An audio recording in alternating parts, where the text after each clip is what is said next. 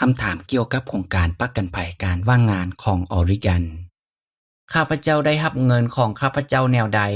ถ้าท่านมีสิทธิ์ได้รับเงินช่วยเหลือจากโครงการประกันภัยการว่างงานมี2วิธีที่ท่านสามารถได้รับเงินของท่านหลังจากที่ท่านได้ยื่นคำร้องขอเบื้องต้นเริ่มต้นการยื่นคำร้องขอประจำอาทิตย์ของท่านและถูกตามข้อกำหนดทั้งหมดการจ่ายเงินขั้งทำอิฐของท่านอาจจะมาเป็นใบเสร็จแต่การจ่ายเงินช่วยเหลือส่วนใหญ่แม่นจ่ายด้วยอิเล็กทรอนิกส์